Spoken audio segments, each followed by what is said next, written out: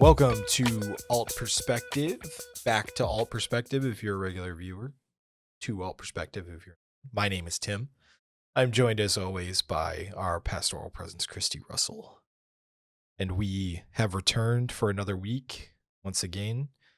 We had a little break in our Stranger Things spiritual autopsy, is what I ended up calling it. We're literally digging into its guts, figuring out what we can parallel draw to Bible, scripture. Is there anything of value there spiritually? That sort of thing. Yeah. So we thought it was important to do with the popularity of Stranger Things now and the discussion going on around it. We thought it'd be interesting to have a little bit different kind of discussion surrounding it. So if you're new to All Perspective and you're not familiar with what we do, everything I just said to you is probably nonsense. So let me break it down. Every week we gather here, wherever two or more are gathered. Me and Mom have a little mini church session, and we gather together and we speak about culture, and we look at it through a biblical lens and try to portray a Christ-like heart towards it and see what we think about how Christ would approach the culture. So sometimes that looks like this, where we break down a popular TV show, movie, maybe an unpopular TV show or movie, something Christian-centered, Christ-centered, and or so we're looking at pop culture sometimes. Sometimes we're looking at political culture, even though Mom and I both hate politics, but sometimes it must be done. Sometimes we're looking at just what's going on the internet, in life, whatever ends up ailing our society. We try to take a look at it and break it down biblically. All that being said, I feel like that was a little long-winded, but whatever, doesn't matter. Breathe. I try to find unique ways to describe what we do here, but sometimes I just overcomplicate it. That's all right. That's usually me. Yeah. All right. I'm usually the long-winded one. Sometimes I try to shoot above my pay grade too in terms of my English skills, and I'll try to find more unique words because I don't like using the same words over and over again, so I try to think of something. Isn't it like bowling? You get a handicap? I don't You know. don't know? Okay. I don't bowl that much, so I guess. I don't either anymore, but usually, yeah. All right, well. So as We're I just trying. briefly mentioned, today we are here for our part 2 of our spiritual autopsy of Stranger Things. We broke down seasons 1 through 3 on our first episode, so go back and check that out if you haven't. I thought it was a fun time. It's just interesting to look at a secular TV show through this lens. And this was actually Mom's idea too, which was surprising. It was. What do you know? Old dog learning new tricks. I just so you know, wanna know why I moved you probably didn't even notice that I moved my microphone, but I had to move it because I wanted to cover up my I had to cover up my double chin because it was bothering me to look at it. Oh, you silly person. I know, yeah. Silly person. Anyway. I'm just, transparency, that's what we do here. That's So true. I'm being real. That's true. All right, well, so we are here to do seasons 4 and the latest penultimate season. What does penultimate mean? Maybe I shouldn't use a word I don't understand. But Penultimate. Let's look. Now I gotta look it up. Now I'm gonna look it up. Give me 1 second. Don't mind us. We just throw words in where we want to, where we think they might sound good, right? Last but one in a series of things, second to last. Oh, okay. Never mind. Yeah, I used it wrong. So season 4 would be the penultimate season. But we're going to do season 4 and 5. Season 5 is the last season, final season. They wrapped up the show. But season 4 is where the reason we wanted to give these 2 seasons their own episode is because there's just so much in these last 2 seasons. This is where the spiritual parallel really takes off and starts. And I think that it was important for these 2 seasons to get their own episode. Season 1 through 3, there was some stuff, and we kind of touched on what we thought was important there. But seasons 4 and 5, I think it's important for us to dedicate an entire episode to deep dive on it, and give it the time it deserves. So, all that being said, ready to jump in, Mom? mentally prepared. Yeah, you get I Yeah. you know what? Usually you trigger a lot of thoughts. Yeah. You challenge me, and then I go too deep or then I think of something else, and that's how we end up Yeah. on here for 3 hours or whatnot. Yeah. So, I'm sure we will, I did not rewatch it. I was gonna rewatch the last 2 episodes, but, it's been pretty Yeah, recent it's pretty that I fresh, it's watched pretty it, so fresh. I was the same way, I was, like, yeah, rewatching, I got about halfway through season 5, and I was like, "I don't need to do this is pretty fresh." It's just came out, yeah, a lot of people have been talking about, so yeah. So we'll just trust that whatever we do, yeah. touch on, that's what the Lord wants us to touch on. And if we miss anything that you think we was glaringly obvious and we just glazed over or didn't touch on at all, jump in the comments, let us know. Get involved in the conversation. Yeah, It's a good opportunity. ask us questions. Yeah, for sure. Respect be respectful though. That's all we ask. We want to build a respectful peacekeeping community where we can have discussions. So, all that being said, all right, let's jump in. So, season 4 is where we'll start this episode. Um, season 4, kind of a brief summary of it. Essentially, the gang's all back at it. The gang's actually separated. Everybody, all of them are kind of separated.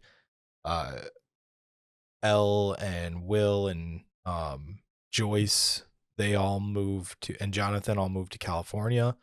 California, They yep. got out of town. They got out of Hawkins, and there just too much happened. Hopper's supposedly dead at this point from the Russians' machine exploding, and so Elle ends up living with Joyce and Will, and then um, Mike and the original crew's still back in Hawkins. Mike, Dustin, Lucas, Max, all of them are still back in Hawkins.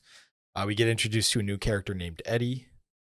He's kind of becomes Dustin's new mentor character, and Steve's a little jealous throughout the season, which I think is a really fun dynamic.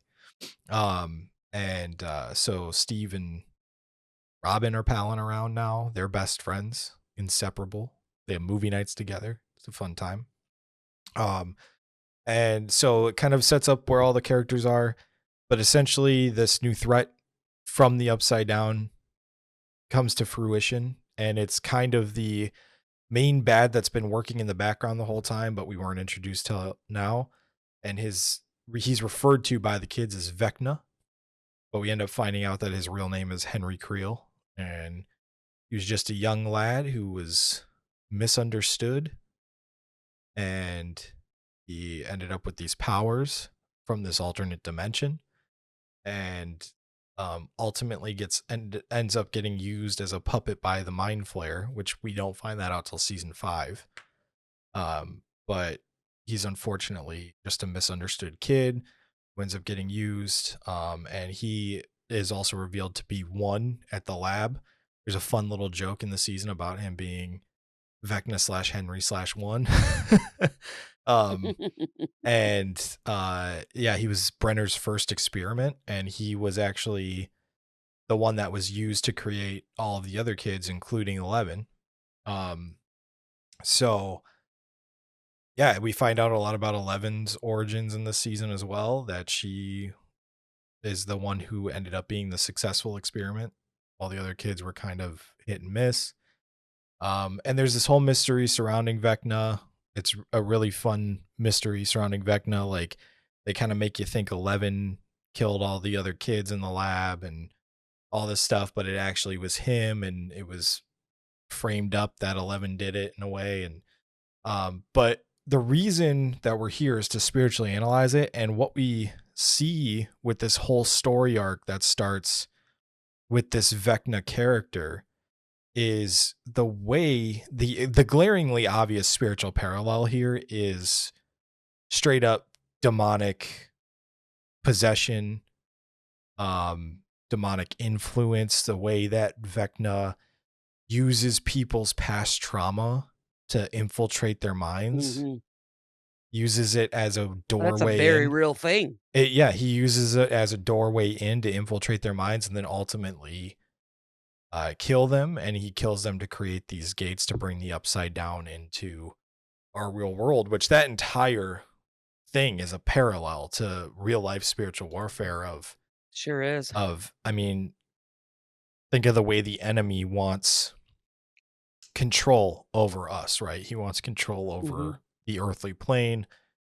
He hates God's creation. He thinks it's literally one to one Vecna, right? Vecna Yeah. hates the Vecna's motives is he hates the fragility of humanity. He hates the the regality of punching a time clock every day. You have to follow the rules and all this stuff. He essentially wants to create a anarchist dream, right? He wants to just create this world where there is no rulers, everybody's just I mean, that's what he wants to do. And Satan, he's really got the same motivations. He hates God's creation. He Mhm. thinks he's more powerful than God. He thinks he's better than God. His pride and his ego feeds that. And he really wants to control creation. So what does he do? He infiltrates our minds, often through trauma or often through our Yeah. weaknesses or our flesh or our, Weaknesses. whatever we're dealing with, whether it's a sin bondage or something that happened in our past, and he feeds off of that and lies to us about it and makes it worse and makes us feel shame and guilt and all this other stuff. Absolutely. And you see Vecna practice in that way throughout this season. Um, so mom, are there any thoughts about this new character that gets introduced in season 4, this Vecna villain, this villain named Vecna who clearly operates clearly directly inspired by Satan, whether the writers realize that or not. But straight up, and that's also a theme throughout the season is the way that he operates is so like Satan that even the townsfolk who don't know what's going on when all these murders are going on, they're calling satanic panic. I mean, they're like they tie into the satanic panic of the time, and they're starting to blame this group of kids who just plays D&D in the basement for creating Yeah. these rituals and calling these dark forces to our realms. So the it this whole season takes a very dark turn, but I think it's really cool. This is my favorite season by far because it just the way that it integrates into the satanic panic of the time. And I think it's really cool. But mom, this was the hard you had a lot of thoughts on this season because I know it was the hardest season for Uh, you to watch.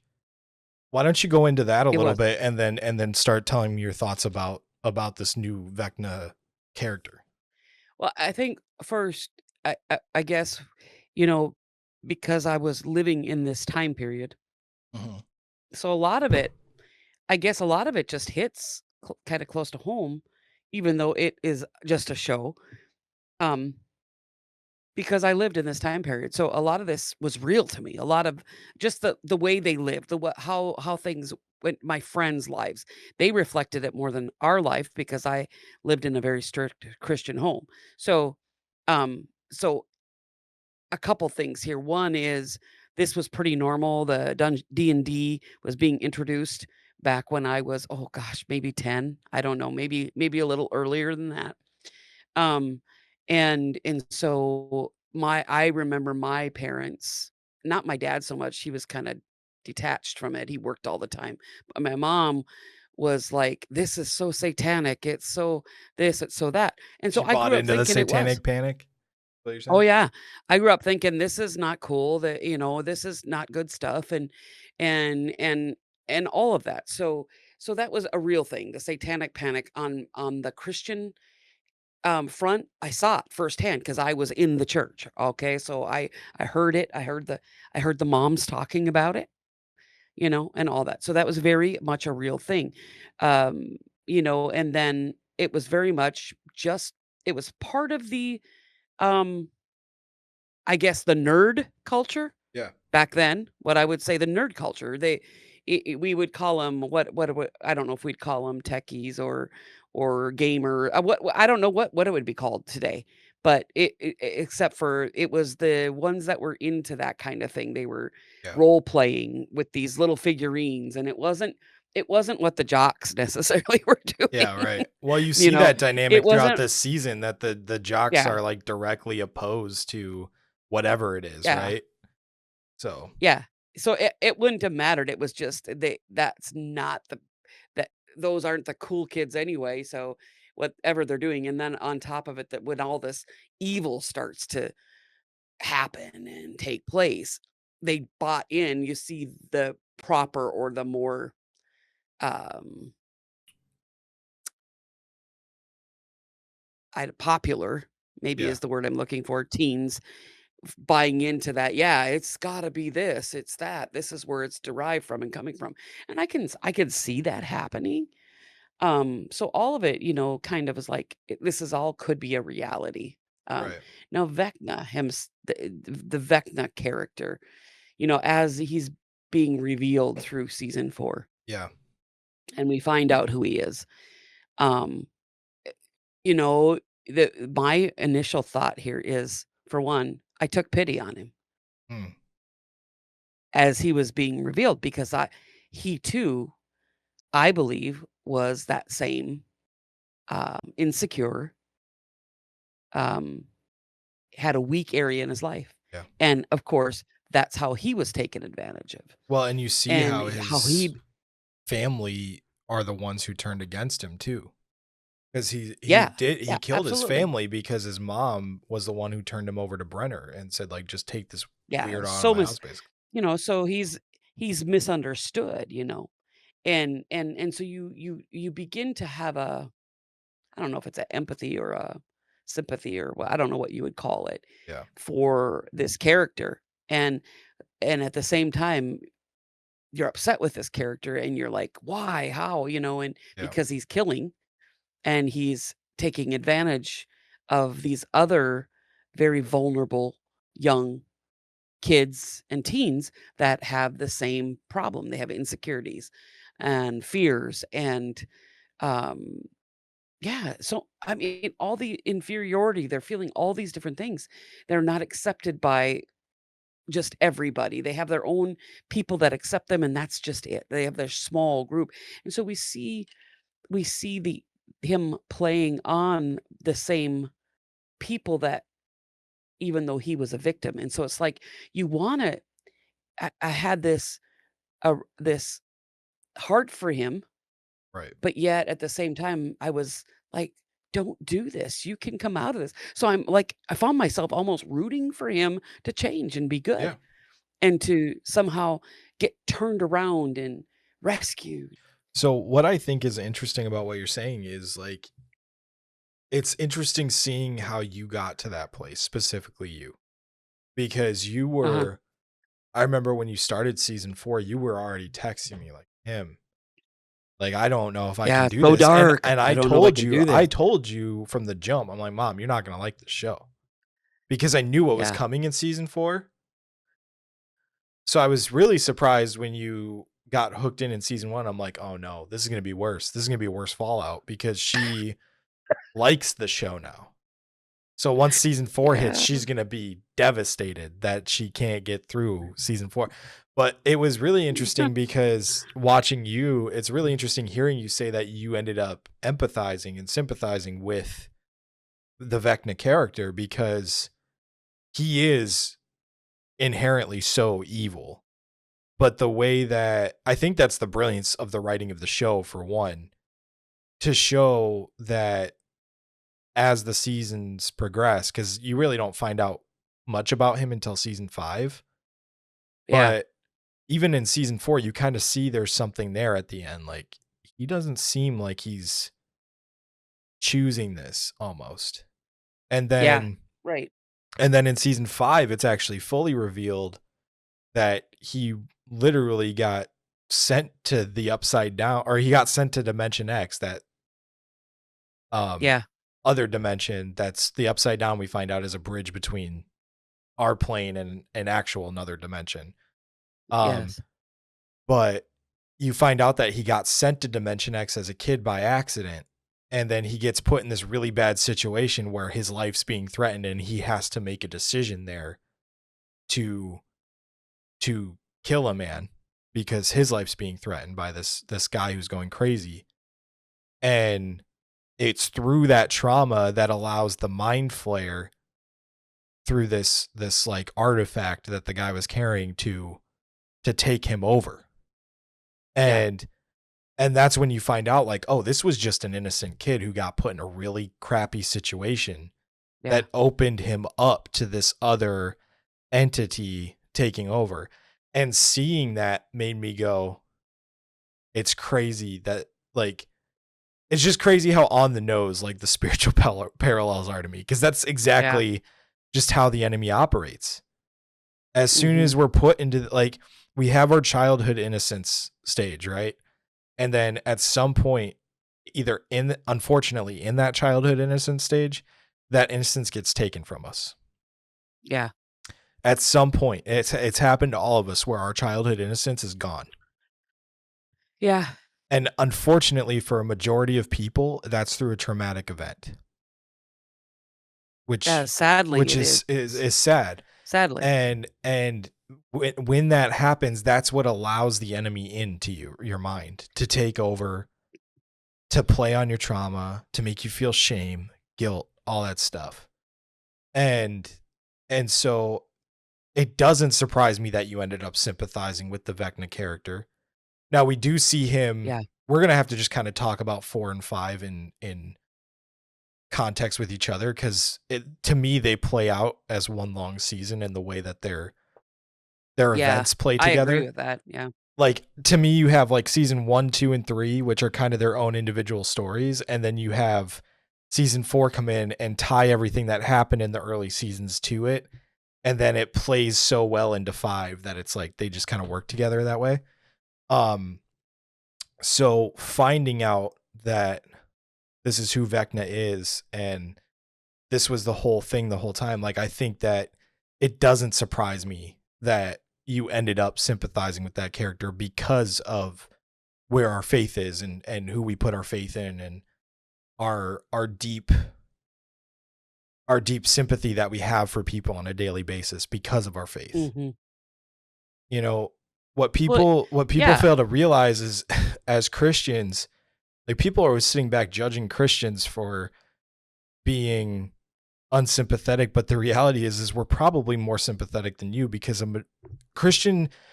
Maybe not Christians in practice all the time, but the Christian faith, what the Word of God says, is that we are to forgive even the worst offenders. mhm. And I know for a fact that's something the secular world cannot do because they don't have the love of God in them. Well, Tim, And and it so, doesn't even stand at that secular world. It yeah. is in the Christian world because not all Christians actually follow the ways of Jesus Well, or the heart of Jesus. that's why I put that divide there, And right? And said, not, maybe yeah, not all Christians in practice, but at the core of our faith, yeah, that's what it's built on, is forgiving even the worst of offenders. it And is. And I think looking at his character, whatever I don't know, in the beginning of 4, what do we know him as at that I mean, point? I he's don't just a even straight know up, because to me they just yeah. all came together. But I remember, I think it was in season 4 where he was assisting, they were showing flashbacks, I think, of him assisting Elle to Yeah, her full yeah, you potential. see, so yeah, And he's the I one who it's at sparks that that in point, L, yeah. yeah, and it was at that point where I thought, "This guy has a bigger role," There's something because good and in him. something there, Yeah, and then the torture that they put him because he just assisted her to tap into that power. He helped yeah, her to know how to trigger it to give it its full potential. He just helped her to see it, and because he did that, we see Brenner torturing him, yeah, and basically in punishment because of him assisting her to tap into her full potential. And so again, there yeah. I am, and I don't know if that was season 4 or season 5, That was but 4. there I was also thinking, "Oh man, this guy, I know he's got a bigger role to play. I wonder if he is one." Yeah, That did come to my mind. I wondered if he was one. Didn't know who he exactly was at that point, but I wondered if he was one. Didn't realize that he was also Vecna, yeah. but That was the shock. So, I want like, yeah, they that was the shock. telegraphed that was 1 pretty well, but him being Vecna was a shock to me when they revealed. I was like, Yeah, "Oh, and oh." so, there again, I also even though I was like, "Man, this guy's just trying to help her tap," and you want her to get this power, so why in the world are you now mad at him or punishing him for helping her to tap in. It just didn't make Yeah. sense, so I knew Yeah. there had to be a bigger character there than just even one. So, but I didn't know what it was. Well, So, and I just did on the a couple levels, I relate not related, but maybe I did relate because I was that child who had trauma in my mhm, life at a very young age, and my parents didn't even know about the trauma.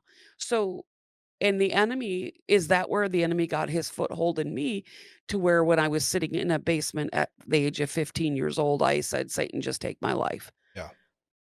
And I'm just being real. So is this why I sympathized, I empathized, I felt for so deeply for him because I cried at one point Yeah. at certain scenes and I'm like, this is ridiculous. This is just a show. Yeah. Why am I crying?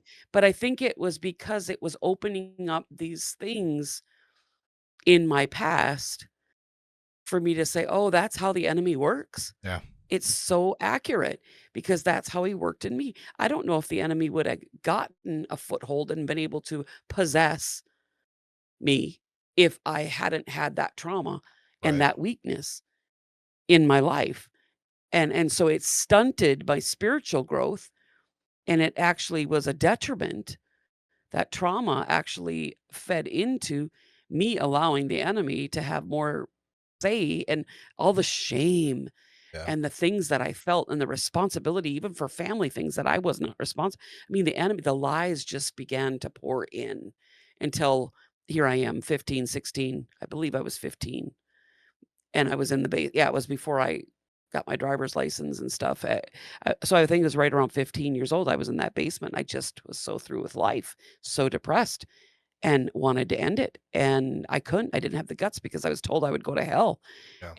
and I feared hell, I feared the Lord, and so I just opened it up and said, "Man, whatever you gotta do, Satan, take my life," and I opened the door, and, these in this show, they didn't necessarily open the door up literally and invite him, they were just weak, they were just showing their insecurities, their fears, uh their secrets, Yeah. things that would things that made them vulnerable to the attack. Yeah. I had that trauma. I also had secrets, but but on top of that, I opened the door. I invited. I didn't invite him to come into my heart and live, but I just said, "Do whatever you got to do." And you don't talk to him that way. That's not how you communicate with Yeah. the enemy, you Right. know. So yeah, I guess I did. I think that's what was that was probably even a I think that was the biggest difficult for me in season 4, and there was the suspension, the what I Yeah. saw as demonic possession, The way that it not just presents is oppression. yeah, yeah. And that's The that's what I was suspension of trying them on the ceiling and when you were struggling yeah. with it and you were texting me and saying, "Hey, I'm struggling with the imagery in this and the demonic suspension and all this stuff." And I was telling you like, "Mom, I want you to understand like it's just presenting as demonic."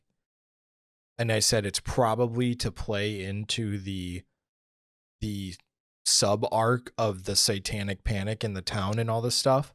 Yeah. I said it's not I said I don't know if I told you this directly, but I was implying to you like, "Hey, it's just presenting as demonic."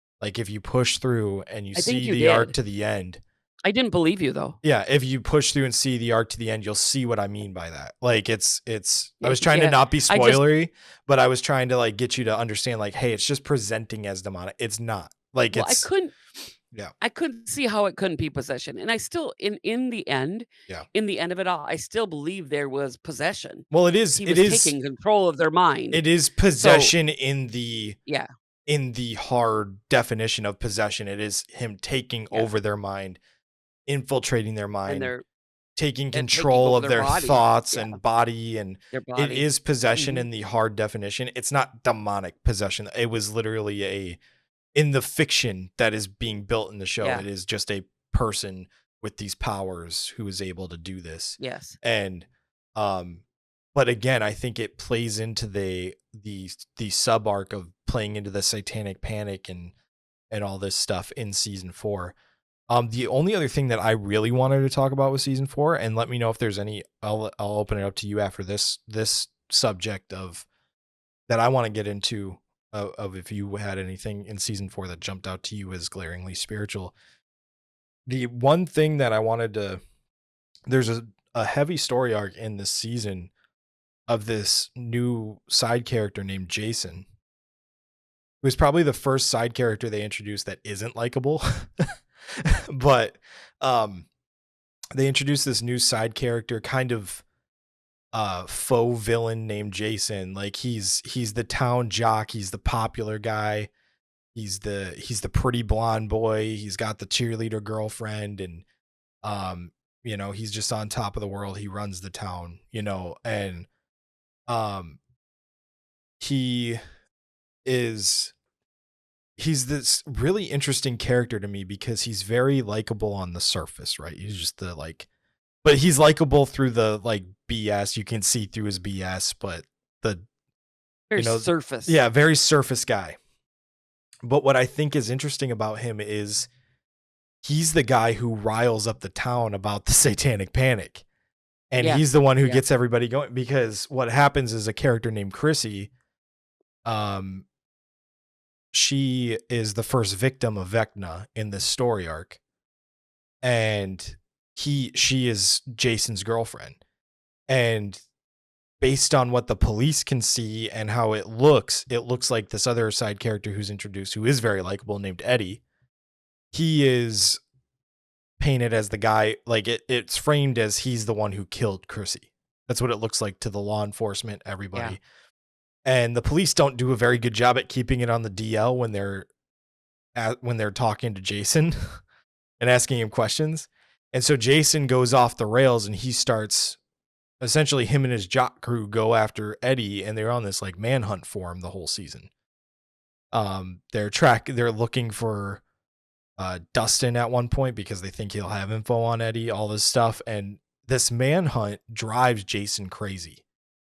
And so I think it's Yeah. Ooh. interesting. What I think is interesting about Jason's character is how he starts out with these good intentions. He thinks he's doing the right thing. He thinks he's on the side of God because he thinks that Mm. he's fighting these evil dark forces, right?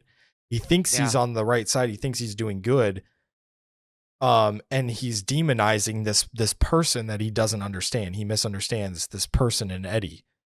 And he's demonized this person already, and basically in his mind he stripped the humanity of Eddie from his mind. He doesn't see him. He Mm. sees him as a satanic demonic threat.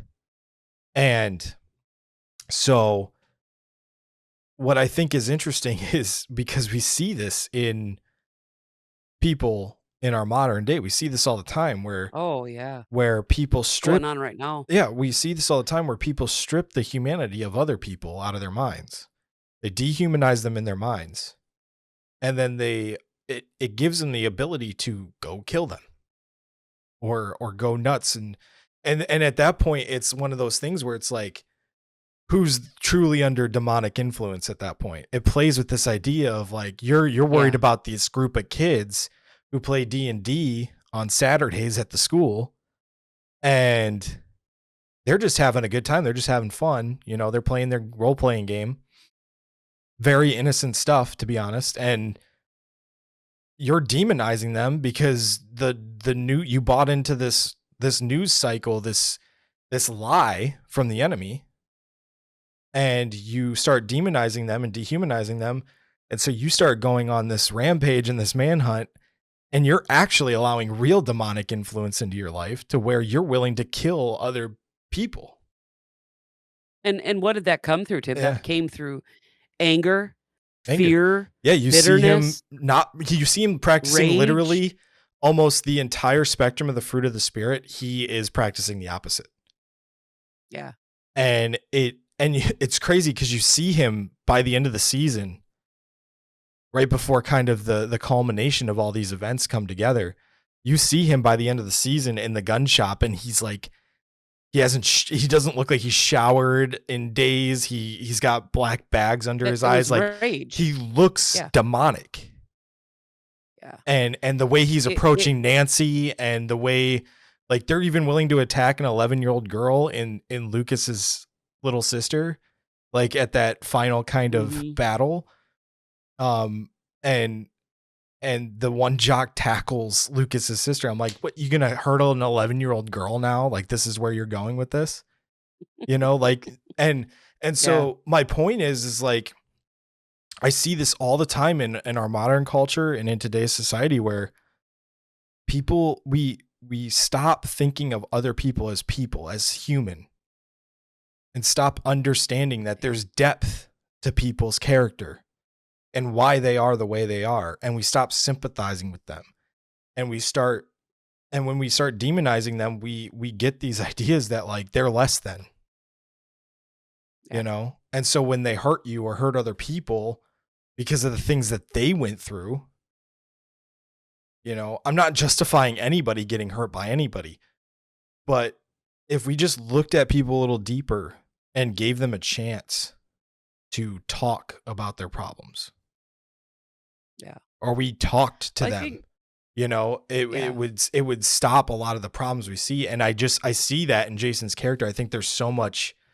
depth to his spiritual warfare throughout the season, you know? I think there is, and I think how we see what becomes, um, like you said, the real demonic presence in in the season, or part of the demonic presence in the season, is when we see that anger first, the hurt, the wound turn to anger, the anger turns to bitterness, the bitterness turns to pure hatred, hatred Mhm. turns to murderous. Yeah. Like, I could care less if he did it or not. I'm gonna kill him. Yeah. That's kinda how it came across. I'm not saying that was part of the script. I'm saying that's how it came across. Like, Well, we're and gonna that you even kill see that. everybody we Yeah. have to get to him. Well, and you even We're see gonna that take him out. where and I don't mean to cut you off, but you see that when he's looking for Eddie and they go visit his band, Eddie's band in the garage, and mom's partying now. And Mom's having a they party. go visit Eddie's bandmates in the garage to question them, and they say they don't know where he is, and Jason, like unprovoked, just hauls off and punches the drummer Yeah, and threatens to break his hand to find Eddie. And yeah, it's like, dude, way to escalate this immediately. Like, and so you see the rage start to happen, and then the drummer ends up pointing them to Dustin out of fear of getting his hand broken. They go to Dustin's house. It's like, what would they have done if Dustin's mom answered the door and didn't let them in? Like, were they gonna punch a right, lady in the right. face? Like, what were they about to do? Like, and you see this slow But isn't descent that how of Jason. crazy? Yeah, you see the slow descent of Jason throughout the series. And then in the final kind of showdown when he's up in the attic with Lucas, when Max is essentially using herself to trap Vecna, um, it looks like a satanic ritual to Jason, and he just walks in and starts fighting Lucas. Like he's even willing to Yeah. fight his own teammate and potentially kill him. Like there was a couple of like kill shots he was going for in that fight. So it's one of Well, those here's things the where thing. yeah. Anger and rage do turn, if you allow them to go unchecked, Mhm. they turn to hatred. Hatred is murderous, because if you hate someone in your heart, you're basically murdered them. Yeah, that's what the And word and says. and and that's here's the thing. And when you allow that, if we're gonna parallel here, if we allow those things, I don't to into our lives, whether we're a believer or not a believer, a follower of Jesus or not a follower, it will Right. ruin our lives, period, end of story. It will bring destruction, it will bring hardship and heartache and all those things. And so we see that, of course, we see the end result in Jason's life is a not good result, Yeah. and It led him we to his see that demise play too. out. His literal Yeah, demise, it did. It absolutely did, and that's what will happen when we allow bitterness, anger, fear, rage, all these things into our life, and we allow them to take full control of our lives. Yeah. And and so we need to put up a guard in our hearts. We need to put up uh, a a s s a barrier that we say, "You know what? This isn't right. This isn't good. I can't allow myself to go here. I Yeah. can't allow myself to hate at this level, to let this anger get to the point where it's causing this rage and this hate." And because the fact of the matter is is the word of God says that there's no good in any of us without the Lord. Yeah. There's no good in any of us, and we have evil thoughts and strongholds that we constantly, it says, pulling, the scripture talks about pulling down the strongholds, and Right. that's what it's talking about, is pulling down the strongholds in our mind, pulling down the feelings that wanna overtake us, the emotions that wanna overtake us, that want to control us, because the enemy will use those as tools, and so we have to literally take our thoughts captive. That scripture, it says, "Take our thoughts captive, pulling down the strongholds." And we are so lax Yeah. as followers of Jesus that we don't do that. I Right. mean, we might do it to a certain level, but we're pretty lazy about it. And the people that aren't followers have no clue, really, other than they know it's not good to kill. They know it's Yeah. not good to hate. They know it's in us that we know right and wrong. I mean, Yeah. the scripture said it's written in man's heart. So So that no man would be so without but here's excuse. so that no man would be Mm. without excuse. So whether you know Jesus or you don't know Jesus, we know that there is no excuse for good and evil. Yeah. The the It's like the when you thing ask is that people with like, Christ we have with Christ we have um a source of strength and hope and power that the person who isn't following and hasn't come into relationship with Jesus does not have. All they have is their own choice, their own mental capacity, and whatever is in them. Without Christ, you basically have to take authority in your own way and say, "I'm not going to do that." But that's a hard thing to do without any supernatural power or yeah. source. Yeah, no. I mean, we see it all the time, right? Is like people only hold to that people only hold to morality as long as morality makes sense. So, Yeah, what I mean by that is if you are without Christ and you don't root your moral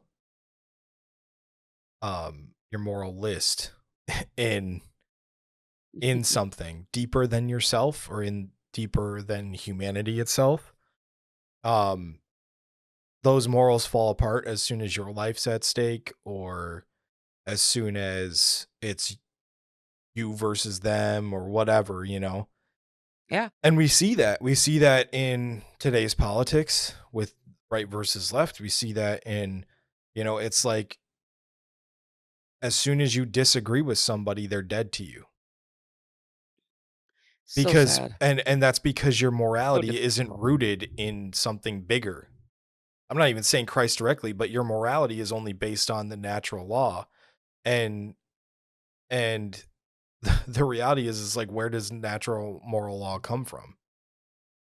It's like you never ask the question, why is it wrong to kill?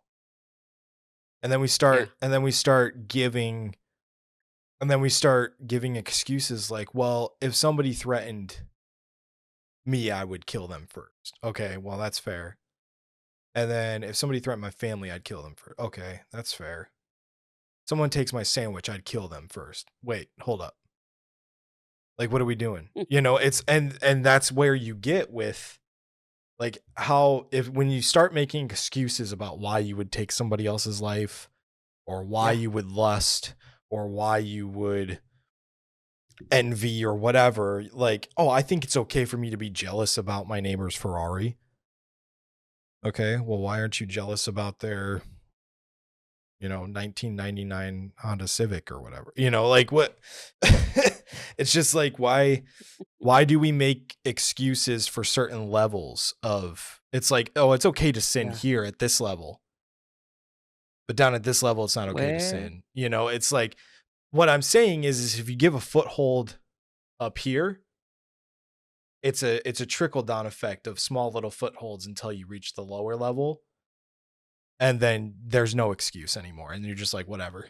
yeah.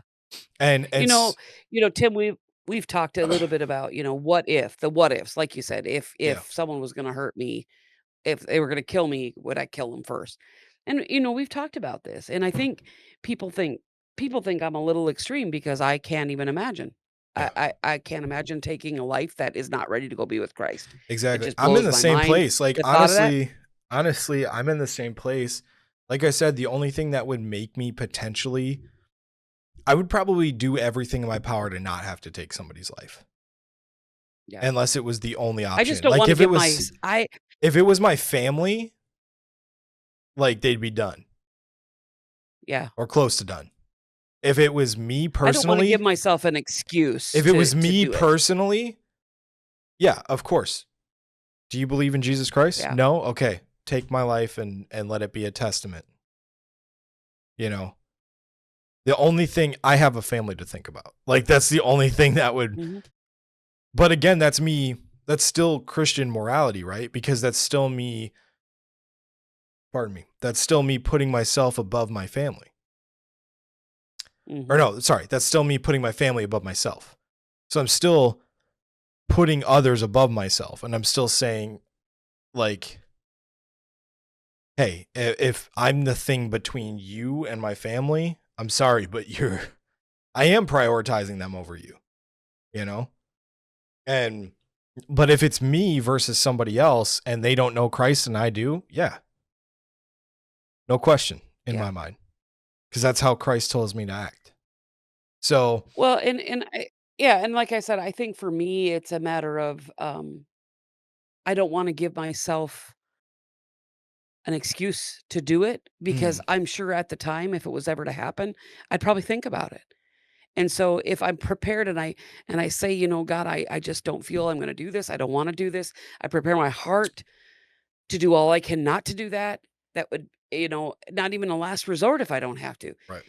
And that's kind of my thing is to prepare myself to go to meet Jesus before I would take a life. That's how I prepare to to to give my life like Christ. Yeah. That's how I do it. And so I'm trying not to look at all the options or the excuses why I would, because in the end for me it's if I set my eyes on this, hopefully Yeah.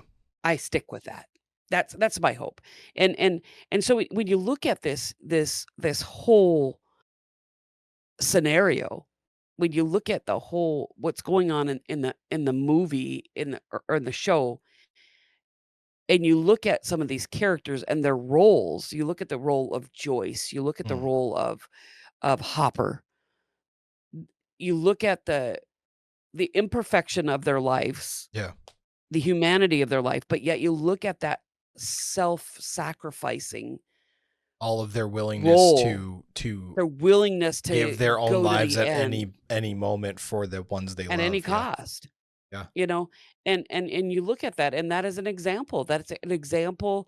And some might say, Christy, don't say they're like Christ, but isn't that what it is? Laying down your life No. for your enemy, or whether it's That's your enemy or your that's friend, the ultimate it doesn't matter. sacrifice. That's the ultimate sacrifice. It's to And lay your life down. that's actually a good segue into the parallel to Jason's character, because the guy he's hunting the whole time, Eddie, Eddie. sacrifices himself for the entire group, for everybody. Yeah, And yeah. we see that ultimate Christ-like action coming through the person that this other person who thought they were doing good was demonizing. And I just can't Mhm. help but see the Pharisee versus Jesus dynamic there, you know? Yeah.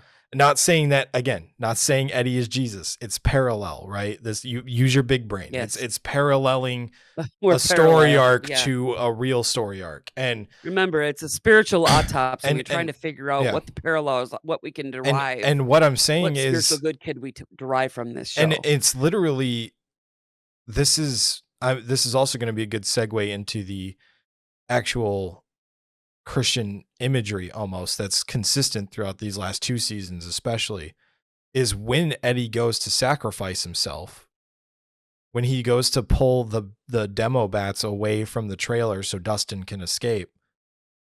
The demo bats, I don't know if you caught this, Mom, but they literally pull him, like they pull his arms out, pull his feet down, and like They into a, stretched him. Yeah. they stretched him as if he was being crucified in a way. Yeah. And this, again, this isn't saying he's Jesus. I want you guys to know, I'm going to give you a little history lesson here before I see the comments. Crucifixion, Jesus wasn't the only person crucified in history. So calm down.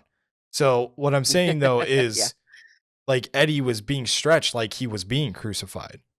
And it was literally because he and I think it was intentional in that he is sacrificing himself so that others may live.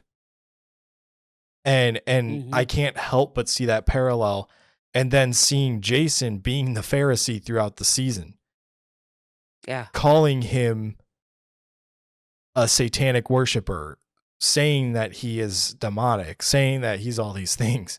That's exactly what the Pharisees did to Jesus. Like you can't to me, I can't watch this show without seeing the biblical parallels here, Yeah, you for know. sure.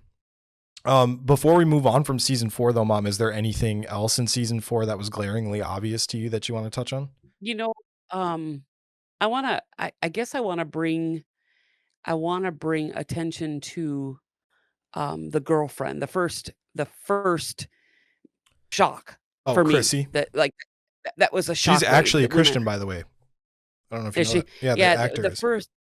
the first shockwave was me seeing Vecna, um, possess as I saw it, possess her and suspend her and Yeah. basically rip her apart, you know?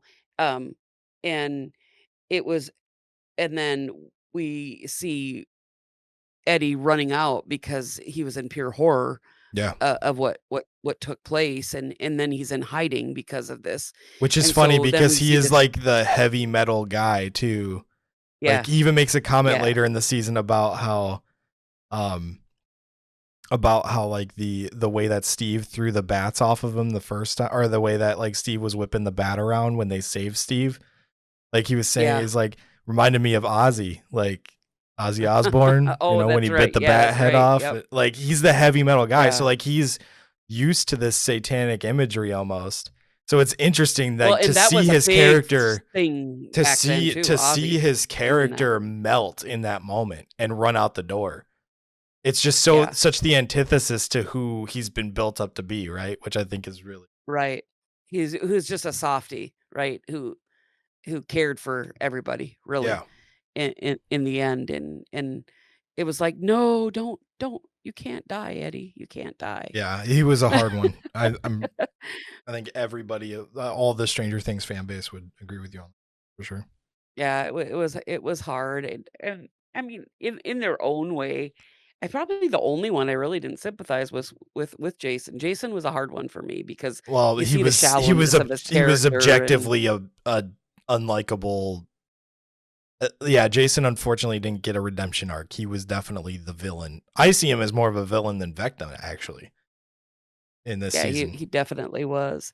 I yeah, and of course, we're talking about they were living in 2, different areas, California, Yeah, so we see the dynamics of relationship there yeah, and what distance can do to and lack of communication is also a ploy of the enemy. yeah. You see it And there was a in lack Nancy and Jonathan's relationship, and you see it in Yep. Ellen Mike's relationship. Yeah, Yes, and so you see the separation of space, of time, of those things and distance, and you see because of that distance, there's a breakdown in relationship. Why? Because there was a breakdown in communication, and they allowed it to happen, and they were putting on fronts and not being real with each other, and so I do see a very, very important spiritual lesson in that because that is a very real thing in relationships with family members, with friends. How does the enemy get in to cause divide and to cause misunderstandings? It's by a lack of communication, and we start wearing masks. yeah, And they were wearing masks around each other, and that is one of the biggest deceits in just humanity in life with our people when we don't want people to see the real us, we put on these masks. And it's a big deceit within the followers of Jesus Christ when we don't want people to see our weaknesses. We want to be seen as this strong person that is never weak, that we never falter, we never question God, we never think things we shouldn't. And this is these lack this mask wearing and lack of communication, it separates us and it weakens us. It weakens us as a family, as a community. Mhm. And that's exactly what it did in the show. It weakened Yeah. the community strength. You see what happens to the community because they had Yeah. community. They all understood each other. They had all been through the same, as Murray in the show puts it, shared trauma, and, like, they understood on a deep level what was going on. They could see what others couldn't, Mhm. and then as soon as that community is divided, Yep. they're It's a divide and conquer scenario. what happens actually when the community gets divided?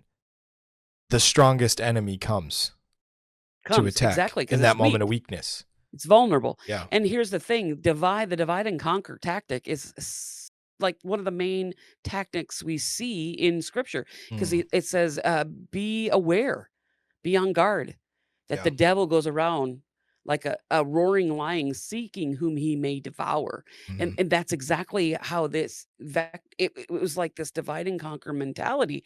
And the reason they were divided is because I believe they left the area because they were trying to protect Elle from the underlying what all that was going on. She went into hiding, Yeah. and so they took her away to California. So there again, Joyce was doing something to protect Yeah. the family, Yeah. to protect her children. She did what she thought was best, but in the end, the division caused a weakness. The division caused a vulnerability, Right. and then there comes Vecna. He's now able to, and he's this is where he makes his play and starts basically, whether he was or not, digging in the files of all the traumatized kids. Yeah. You know? And Yeah. that's how they showed it. Legitimately. These were the kids that were going to the counselor's office. They were struggling. They were Yeah, you see it fighting these secrets. when he's looking for his next victim, Yeah, between after Fred, he's looking for his next victim and, like, after he fails to get Max in the cemetery. Oh, we gotta even talk yeah. about Max throughout the oh my gosh, there's so much. Um, Max is just that's a whole Max's whole story arc, oh my goodness. yeah. And, we see him doing that, like, he's literally seeking for the weakest person he can find. And you see him, like, Yeah. finding people who are like, you see glimpses of people who are, like, having affairs and trying to, like, cover up Mhm. their bruises from their spouse beating them, and, like, he's literally looking for people who are going through traumatic things, you know? Yep. And yeah, so it's really interesting to get a insight into how he's, like, looking for his next victim, and but Mhm. we should touch on Max in this season because her whole arc is just insanely spiritual because we see it firsthand how Vecna's attacking her and how she's able to resist. I think that's the important part is we've gone into how Vecna attacks, but like through Max's character Sorry. is My dog wants attention, I'm oh sorry. my goodness. Pull her up here. Here we go. Here's the Audience baby. brace Come for and see cute your dog brother. moment. Cute dog moment. Oh, there she is. Can you Roxy say something? girl. Can you say something, Roxy? Yes, I Yeah. turn into mush. Um So, but you see with Max's character though, like how she is able to resist in that um she has that community around her. She has people who has her back even though she's pushing. This is why it's so important to rally around those people who are trying to push people out of their lives and just do life on their own. You see like the only way Max is able to overcome Vecna's curse is by having community and plugging back into Yeah, that community. Because she's very isolated at the beginning of the season after what happened to Billy. She's going through this yeah. depression and that's how Vecna's Well, that getting was to her her. exactly. Yeah. That's the Yeah. his inroad. And And and it's and then it's only by allowing her friends back into her life that she's able to overcome this basically. Because they're able to yeah, rally around her um and help her figure out that yeah, music, can pull her back and all this yeah. stuff. And then we see the She pushed people away, yeah, you know, and yeah, isolated herself. And so let's bring that up for a moment. yeah, Isolation. if you watch this and you're younger and you're a teenager or you're going through depression or anxiety, here's my pastoral moment. Mhm. All right. This is that moment where this is why we're doing these right here. This is why we're taking the time. This is why I was willing to watch this show is so that we could speak into the moment. Yeah. So if you've had a trauma in your life, if you've had a difficulty, a struggle, some kind of something that has happened, a crisis that has caused you to isolate yourself, that puts you in a vulnerable position for the enemy to come in Yeah. and to try to steal, right? To steal what? Your life, to kill your life, to destroy your life. And that it says the scripture in John 10:10, it says that Jesus came that you would have life and that you would have it more abundantly. But the enemy came Yeah. first. Well, before Jesus, he was sent to this world and he's running around, Yeah. remember? Seeking whom he can devour. And so here's the thing. He's out there and his whole tactic, all he wants to do is steal, kill, and destroy you. Yeah. That's what John 10:10 says. He came to steal, kill, and destroy. But Jesus said, I came that you'd have life and life more abundantly. Well, how can I have Jesus in my life right now? Well, all you got to do is ask, invite him and just say, "I want you to be part of my life," and begin to talk to him like a friend. Yeah. But also, you can reach out for community like Tim and I, and All Perspective, and message us, and we would be glad to be there so you're not alone. We'd be glad to be part of bringing you out of an isolated state because we don't want you in that vulnerable state. We had a friend And this recently is go a through this yeah. to speak to real life. We had somebody who was close to me in my life who um Mm, I'm not going to name names and stuff for confidentiality's sake, but we legitimately literally have been having this happen over the last couple weeks. And mm. praise God we were able to bring him into the fold, and now he's a Christ follower now, which is an amazing praise report. So, um That is amazing, and that's what it's about. And so this show, the reason I wanted to watch it, and the reason I'm so thankful that I did respond to Tim's invitation, all right, it was to not to in just I watch was it. doing the opposite. I was doing the opposite. I was saying, "Do not "Don't watch it. watch You it, won't mom." like it." But let's do and it was all brought in, it was all brought up because we were talking about a subject matter. Yeah. But here's the thing, I'm looking at this as an opportunity to reach into someone who's maybe isolated, depressed, anxious, feeling like you're gonna lose it or blow your stack or explode. I used to walk around like a volcano, like I was gonna just explode, and I didn't know how to control that. And so you have community out there. There are people Mm. that will be there for you. Just reach out to someone around you in your life, or reach out to us if there is nobody in your life, because you're not alone. You're not alone, and we don't want you to be alone. So now that I did my little spiel, you can go back to whatever. Well, I think that's about it. Yeah, Max is a good kind of parallel to that. Just we see it all the Yeah, time. It's too prevalent in our society where people are going through depression and they isolate, and that's what ultimately leads to them unfortunately taking their own lives, and we just don't want that to see that happen anymore. And I mean, Max literally gets suicidal in this season in terms of like the yes, way that she's operating, and she really doesn't care anymore. And it's actually heartbreaking because you see her accept what's happening to her. yeah, Nobody else, her yeah, she and her does. her community is the one that surrounds her. All of her friends, Lucas, the closest person to her, all of them are the ones surrounding her and saying, "No, we're not going to let this happen to you," while Yeah, she's already right. given up. And I think that Yep. just it's literally a parallel to people who are just going through depression and how we should operate with them. Yeah. Um It's a and serious, serious sometimes thing. and I sometimes just lived in depression for years. and I think what's interesting is the way you see them operate around her is like sometimes they're just there. Like they're not even saying anything to her or trying to talk to her and Uh, like just their presence and being there and watching over yep, her and that's okay. and Yeah. protect being her protection in this vulnerable time. I think about the scene in the basement where like it's kind of a funny scene, but I think about the scene in the basement where she's down there writing her letters, right? And Oh, yeah. and uh Steve, Dustin, and Lucas are all down there just staring at her because they're supposed to be watching her, and she's like, I can feel you looking at me, and they all like stop, and Steve starts throwing a ball in the air, and like, and then she stands up to give them their letters, and she's like, you can look at me now, and they're like, oh, okay, thank And God. how Like, did Steve become, like, one of our favorite oh characters? my gosh, Steve is his whole character arc. The only reason we haven't talked about Steve a lot is because there's really not much of a spiritual parallel with Steve as far as what I can see.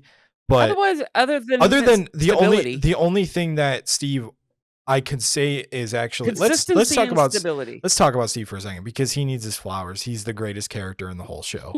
And he that fake out in season 5 gave me a freaking heart attack.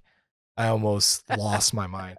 Yeah, I was like, "No." They actually fake you out twice because they end an episode in season 4 with him being attacked by the demo bats, and they're like laying into him, and you're like, no, like you think like Yeah, he's going then too.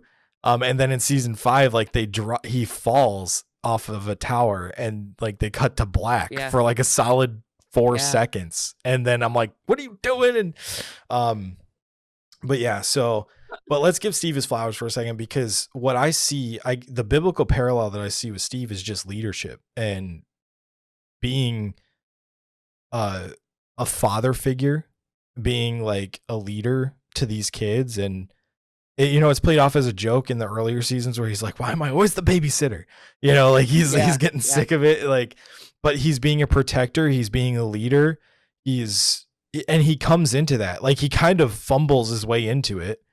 yeah, He he just kind of does. ends up in that position, but he embraces it. Like at some point in his journey, he embraces it, and he's like, no, this is Yeah, who I am. I will protect these kids at all costs. yeah. And that development into like by the end of season 5, they're Nancy and Jonathan are talking, and they're making fun of him because he wants 6 little nuggets. And he and and so like seeing Steve turn into that, like have that desire to have his own family and own kids because of the impact that he's been able to have in these kids' lives. And Yeah, I think that, and we will be talking about Steve more because I think there's a pretty strong journey with him and Dustin that we can talk about too. And yeah, um yeah, I just think that I think Steve's a great character, and he's my favorite character in the whole show. I remember you were watching season 1 and you texted me. We were texting about it or whatever, or talking about it, and I said Steve's the best character ever, and you were just in season 1, so you didn't see it. You were like, I don't know, that'll be interesting yeah, to see like, how that happens, and then you finally got it, like when you kept watching the yeah. show. I'll say this, what I find really interesting is and this is, I think, again, true to life, all right? True to life meaning we start as a shell, right? Yeah, Uh, core of who we are, who we're created. We start as a shell, and the potential is there, right? God right, puts it yeah, all in us. But as we go, as we mm, grow, life builds us and grows us into who we end up being, into our purpose, yeah, into that function. And I'll say this, I really think that they did a really good job at building Steve's character. yeah, They built him from this, like, almost brainless yeah, guy who is just wanting whatever from Nancy, yeah, yeah. I mean, and then he's the he womanizer jock character. yeah, and He then he is ends up the caring for her and yeah, turning this what he just wanted, maybe a temporary fix yeah. from, all of a sudden he ends up caring for her and I think in the end really loves her. He does, yeah. And but he begins to really build the character, builds every season you see a maturing Mm, in him. And I think similarly, I believe whether it's just in life in general, that happens to us. We grow in our nature, in our character, in different things, and it also happens in the spiritual realm. Whereas we don't have it all together when we first yeah, come into relationship with Christ. But but as we begin to make mistakes, forge this pathway of following the way, Yeah. we fall, we stumble, we say some really stupid, idiotic things, Mhm. and sometimes we make wrong quotes and or use scripture wrong, but in that we grow in relationship and we mature into uh, who he designed us to be. Yeah. And I think it was in him all along to be a father figure. It was in Yeah. him because you see that come out, just like you said, he in the end, he's talking about wanting 6 nuggets, and Nancy's like, "Nope, Yeah, don't want Nancy's that. like, "That's not what I want." No, yeah. No, I want nothing to do with that," you know? And so I just see that spiritual parallel. That is how life in general is. That is how, spiritual life should be. It's a growth process, and Yeah. we don't arrive overnight. Well, We don't. you see him constantly making mistakes and learning from those mistakes immediately and Yeah. taking it into practice. The last thing I wanna bring up about season 4 before we move on to season 5 and really deep dive into that is, there is an actual legitimate, um, question that Hopper brings up because Hopper is revealed to be alive. He's in Russia, in a Russian prison, throughout the season, and Joyce and Murray spend the better part of the season trying to get him out of the prison. Um, and he gets in the midst of his escape, he gets caught again and put back into the prison, and he's having this discussion with the officer who was helping him escape, who also gets thrown into the prison, and he brings up this legitimate question about purpose.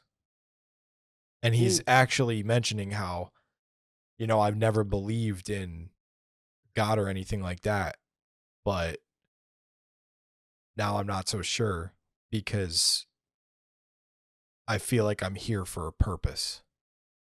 mm. And he comes to that conclusion when he finds out that they're keeping a demogorgon in the prison and training it to be a weapon and feeding it, prisoners, and so because the demogorgons and the mind flayer and Vecna and all this operate on a hive mind, he feels like he's there in Russia to take out this part of the hive mind to help L.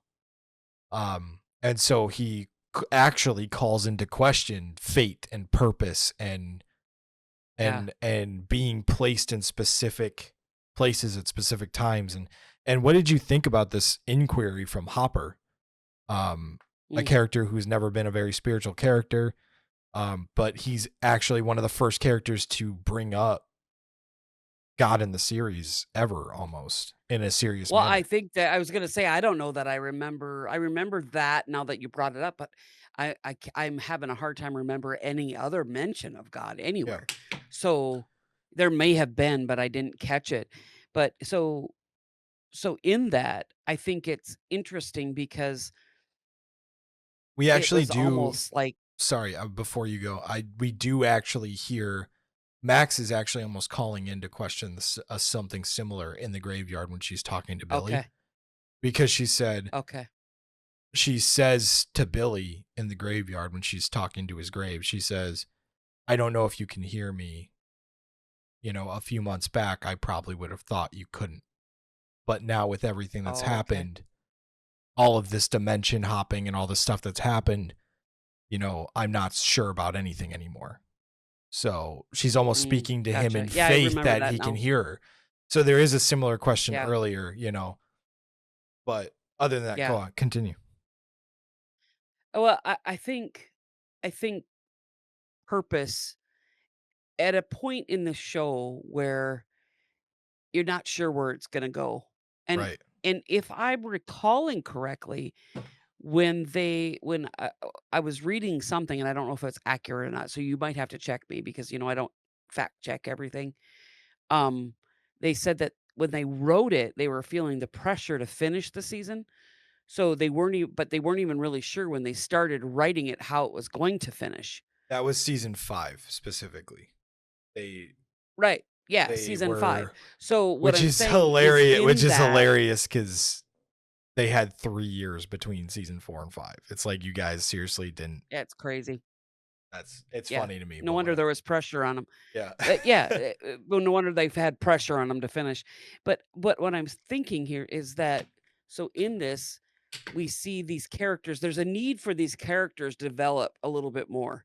So I think it was a natural place for them to go in the character development, Yeah. because when you come through that much crisis, both of those 2 characters came through, like, major Hopper's considered dead. He's in prison.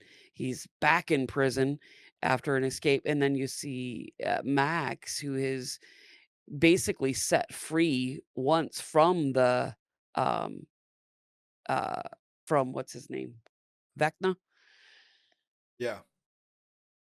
And then we see her doing a sacrificial thing. Yeah. So and that I believe her sacrifice of going back and making herself basically bait Mhm. was after that moment in the graveyard. Yeah. It was, yeah. So so yeah, leading into I'm finding my purpose. There's a bigger picture here. There's more depth to this. So and realizing that if there's all this supernatural, there must be Yeah. there could There be could be a more. God. There There could be could a be God. a There God, could be there could more. be a creator, a heaven, yeah. It'd be a natural place to go with it. I mean, if I was in Yeah, this situation, I would if I was in a similar situation. It's like we said on the last episode, I think, where there's layers to this thing. Like yeah. where it's like you could Well, if there's see, evil, there has to yeah, be you good. could see exactly. So what does the good supernatural side of this whole thing look like? Exactly. Um, We're you seeing all know, this evil, so it's there's gotta like be another side to this. yeah, yeah, yeah. And that's what I'm saying is like so like it's like for instance and this is very inspired by it in certain ways. So in the book and the movies, the It movies, there's Pennywise, the dancing clown. There's the evil entity in Pennywise, and then Stephen King also wrote in a good in that universe. Like he wrote in it's like this cosmic turtle or whatever. It's ridiculous. It's not it's crazy. I'm pretty sure the guy was on acid when he was writing this. Must But still like I'm it's sure to he's your on acid when he it's writes a it's lot of it's stuff. to your point though of like he made a purpose like hey there's this evil entity so there has to be a good entity, so he wrote in this other cosmic entity that was the direct Yeah, antithesis of the evil that was Pennywise. And so in this it would actually be interesting for them to explore because I know they're planning on doing spin-offs and stuff. It would be interesting for them to explore if there is a good realm beyond Earth, or if they're just going to stay in this kind of like um anti, stuff.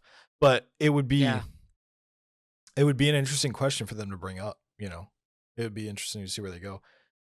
But what I would say is like I could see how with as grounded as Stranger Things is in our real world, at least on our side of the upside down, like it would be I could see how the Mind Flare and in turn Vecna are just they are demons. They are yeah, vessels being used by the enemy. Just another layer of evil somewhere between actual hell and our plane, right? It's yeah, I could see that for sure. Especially in the way that Vecna operates, as we've already said, with the possession and yeah, everything. yeah. For sure. All right, well, let's jump into season 5. Hour and 24 minutes Jeez, on are you just the one serious? season. Well, so Wow. this is the thing about season 5 though is I think we're in agreement that season 5 was pretty it wasn't bad. I don't think it was bad TV. Some people are painting it as It was okay. abysmal TV. It felt rushed to me. It felt a little rushed, which is again ironic because they had 3.5 years between Yeah, the last season and this season. It wasn't the worst ending ever to a TV show that I've witnessed. I think Lost was by far more abysmal than this. I think Missed Opportunity. That was probably the most disappointed show that I've ever seen. But I was a little disappointed by this season. I don't think it ruined the show for me. Like because Stranger Things has never been, especially watching it all back to back. I'm like, Stranger Things has never been amazing TV. Like it's very popcorny, very fun Yeah, TV. It's never been incredible writing. It's exposition heavy at times. It's always on the, but what got me through Stranger Things is it's fun to watch. It's fun characters. yeah, It's kids going out on an adventure. It's these characters who are in way over their heads with all this dimensional travel and stuff. It's like that's what's fun about the show to me. And I think season 5 mostly continued to hit that nail on the head. And it was good seeing the characters that I love again. And there was character development still. Like we see great, fantastic moments between Steve and Dustin and seeing where these characters kind of end up at the end and everything. I think mostly it was underwhelming to me because I think that the fight with Vecna was way too short for how much buildup there was to it and all this stuff. Like, yeah, I just think that the payoff was a little weak, but in the end scene, I was reminded why I liked the show because seeing Dustin honoring Eddie at the graduation and they're all playing, the show ends with them playing D&D in the basement and their last D&D and they finally got Max to play. That was fun yeah, after yeah, after her refusal to play in season 4 and seeing Steve and Robin and Nancy and Jonathan on the roof of the Squawk, like, just yeah. reminiscing and drinking beer together. And like, it was, the characters are what's important about the show to me. And where do you take these characters and I think they nailed that. So the heart of the Yeah. show ended up coming through. I just think there was some stuff that they could have done better with, like the actual defeating of Vecna and So, things like that. question for you. Yeah. Not that this is the spiritual part of the spiritual Yeah. autopsy. I have a question. So, seeing how it ended, because I mean, it ended, Mm. and then kind of the presentation of, um, oh my goodness, I'm losing his name. The guy, the Mike. I think it's Mike. Mike. That was Elle's boyfriend, right? Yeah. Mike. Wasn't it Mike who presented the 2? He was the storyteller, right, at the end? Yeah. So Mike he ends up becoming a writer. Yeah. Yeah, and he was the storyteller at the end, Mm. and he presented 2 scenarios Yeah. was it him who presented Yeah. 2 scenarios He of at the end he what presents two really happened? scenarios of like what what could have happened and what really happened and them kind of choosing to buy into this So thing that Mike came up with, right? so I'm wondering if that could turn on to a spinoff. Yeah, well, I don't know where the spinoff's going to go. They are going to do, it's actually going to be Hopper. They tease it in the last episode when Hopper Oh, do they? and Joyce, when Hopper proposes to Joyce and says Okay. there's a little town called Montauk that needs a police chief, Oh, yeah, which yeah, is that's actually right, they funny said that. because the original title of the show was Montauk Ah, and it was okay. based around the Montauk conspiracy, the real life Montauk conspiracy. So Okay. it's theorized that that's what the spinoff is going to be, and I think Well, it's been confirmed. But again, this is I don't want to get too off track because it's not about Stranger Things. The no, reason it that isn't, but the it reason kinda that got my I curiosity. yeah the reason that I brought up that this season was a little bit weaker and disappointing to many people, not just me. But I came out on the other side going, you know what? It was a fine finale. I'm good leaving the show here. I'm not upset with the way they ended it. Um, Looking back, I actually think the season 3 finale was a more fitting ending to the show.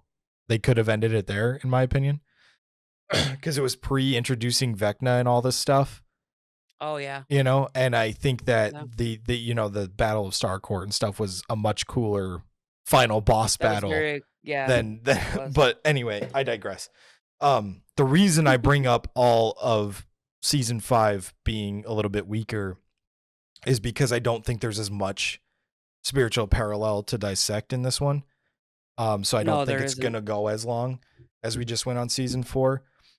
What is intriguing to me, I mostly just have spiritual imagery that I want to bring up in season 5 because I think the most spiritual parallel I see in season 5 is that Vecna changes his tactic to presenting as an angel of light, Mm, right? Which is again feeding into this idea that he operates very similar to Satan. And that yeah. sometimes Satan operates through the extreme of possession and all this stuff. And then he'll change his tactic up like that and he'll present as an angel of light. Yep. He'll present as something innocent, as a savior. He actually, interestingly, I think Vecna is very presenting as almost the Antichrist, what we read about in terms of how the Mm, Antichrist is going to present himself and play out. He's going to present himself, what we know about the Antichrist. This is a very end time storyline, is what I'm trying to get at. Of like the enemy we know is going to the Antichrist. We know that Antichrist exists as a spirit already, but the yeah, figure of what definitely. we refer to as the Antichrist in end times prophecy is somebody who's going to be liked by everybody. He's going to be a very likable person. And you see that with Vecna, the way he presents himself in season 5. He presents himself as Henry to the kids. Like Yeah. somebody got the little top. I was I was He's wondering got what the you meant by little presentation, and then I yeah. remembered that He's got he's that part got of the him he's storyline. got his little got a little hat on, little Mhm. nice little suit. He looks like a likable, friendly guy. Innocent. Yeah, guy. Innocent. Yeah. He presents himself as somebody who he actually presents himself as Mr. Whatsit, which we find out is a parallel to A Wrinkle in Time, a character named Mrs. Whatsit. And so he's presenting himself to Holly, Mike's little sister, and the rest of her class as somebody they're familiar with. A Yeah. popular book at the time, they're studying it as a class. And um so the presentation of it as an angel of light, and then later in the season we see literally him gathered around a table with the 12 kids that he's gathered, Mhm.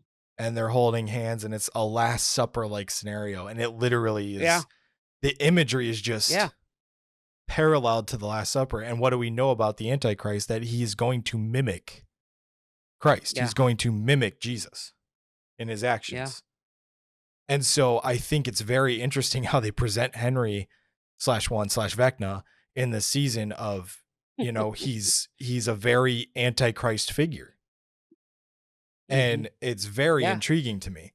Do you have any thoughts on Well, it's Vecna in interesting this because season? it was very much so, and he was telling them to eat up, to enjoy, Yeah. to have fun. They were playing game. I mean, Yeah. because this is the big, basically big party before the finale, so to Yeah. speak, before the big thing that whatever it is supposed to happen.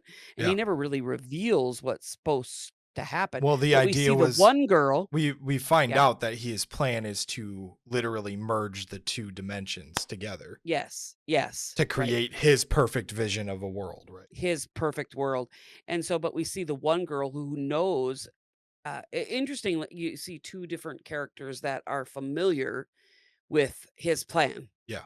The the I forget what the big pudgy kid was. What is his name? Derek?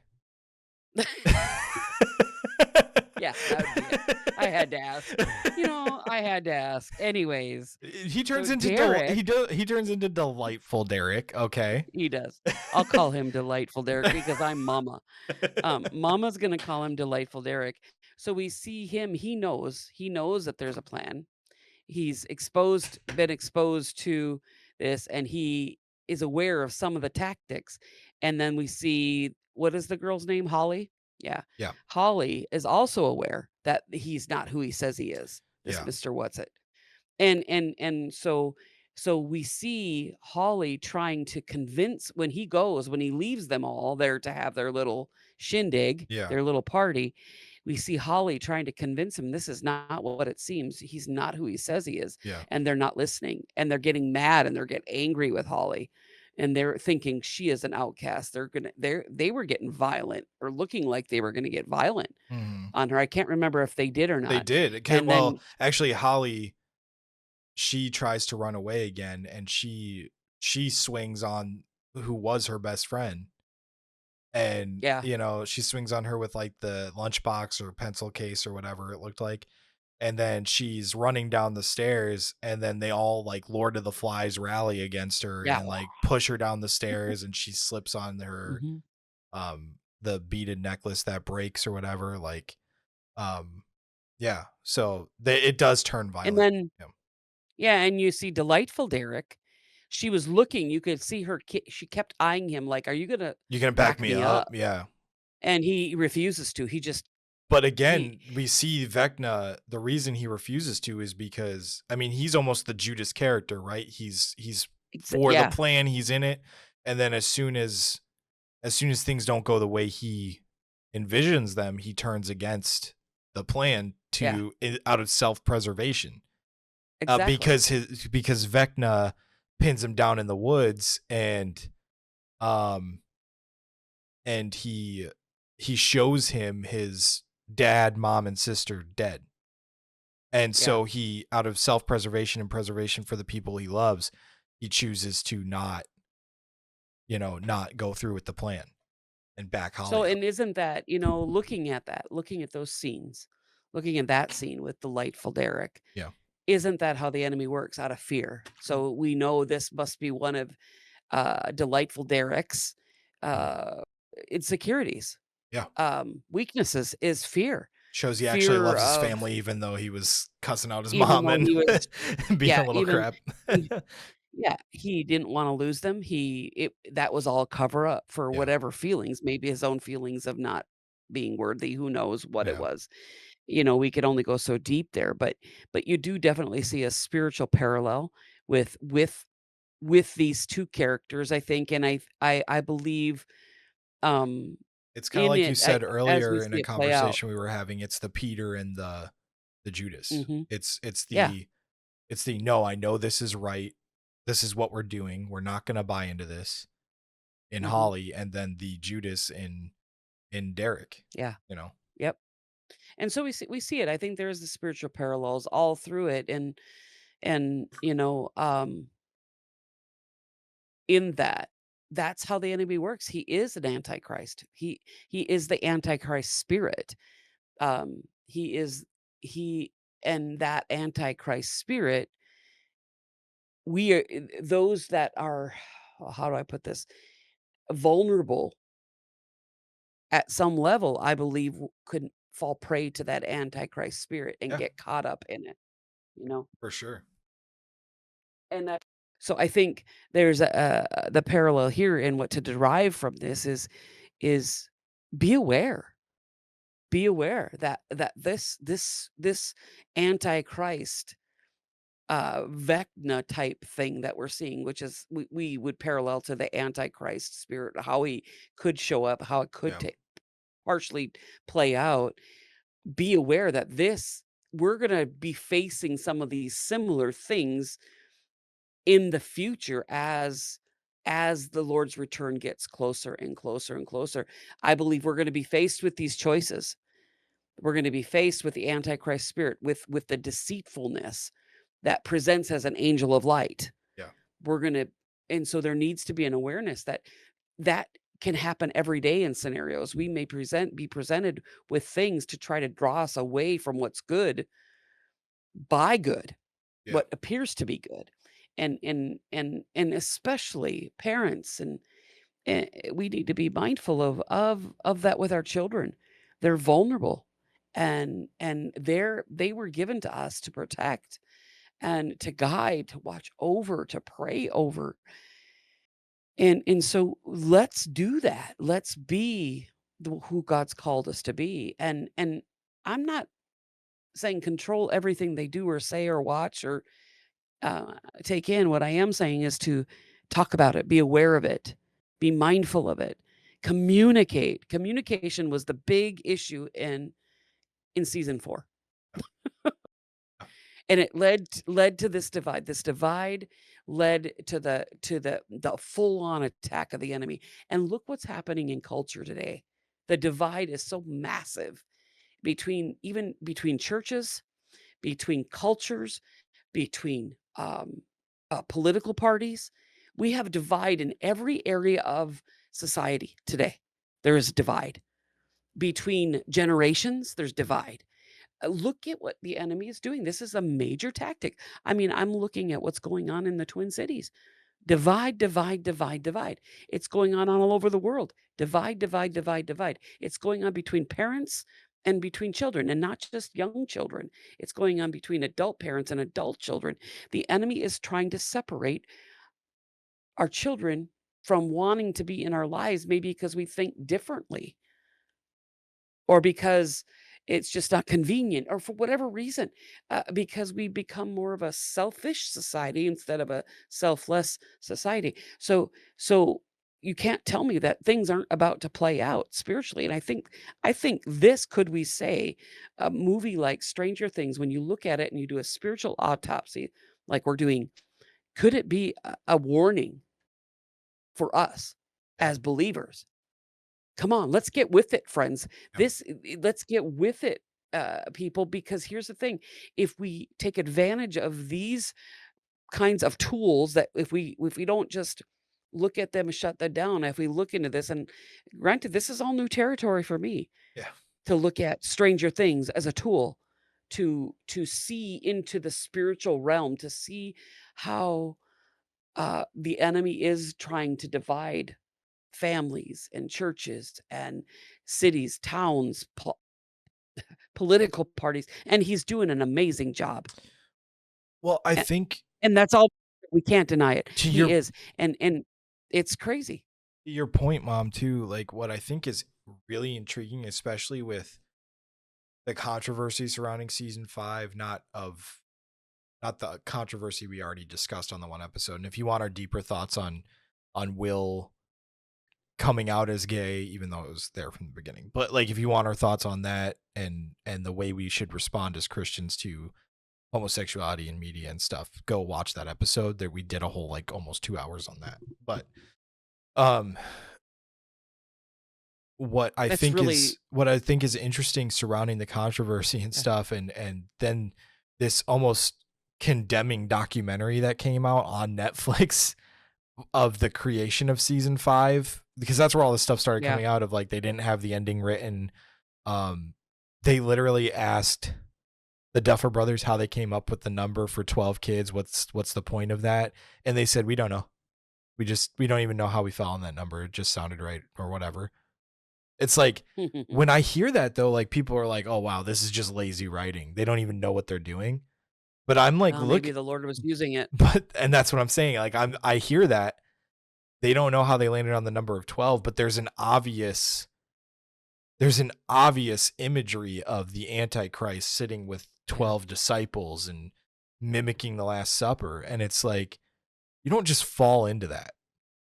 So if you no, guys genuinely don't know how you came up with the number 12 and it's around this table and there's even the food and all this stuff, it's like, dude, you guys are obviously, whether you realize it or not, you have been taking spiritual inspiration.